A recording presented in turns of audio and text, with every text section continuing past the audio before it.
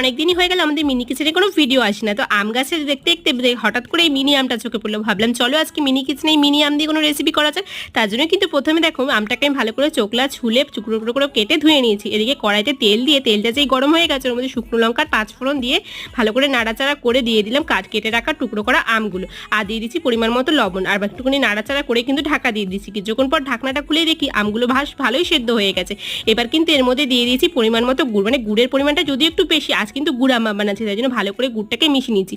আর ততক্ষণ মিশাতে হবে যতক্ষণ না গুড়টা পুরো আঠালো হয়ে যাচ্ছে। এদিকে গুড়টা আঠালো হওয়ার পর কড়াইটা নামিয়ে দিয়েছি। অন্য একটা কড়াই বসিয়ে কিন্তু আমি 1 চামচ জিরে, 1 চামচ মতো 5 ফোড়ন আর শুকনো লঙ্কা আর একটু হালকা লবণ দিয়ে ভালো করে শুকনো কড়াই ভেজে নিয়েছি। এবার এই ভাজা মশলাগুলোকে ভালো করে মিক্সার গ্রাইন্ডারে গুঁড়ো করে আমের সাথে মিশিয়ে দিলেই কিন্তু রেডি হয়ে যাবে আমাদের গুড় আম্মা। তো এদিকে আমার কিন্তু গুড় আম্মা রেডি হয়ে গেছে, আর এটা কিন্তু রুটির সাথে সার্ভ করলে দারুণ লাগে। তো চলো আমি এখন টেস্ট করি, তোমরা চ্যানেলটি সাবস্ক্রাইব করো, যার যার জিভে জল আছে সে কিন্তু কমেন্টস করো। চলো বাই, টাটা।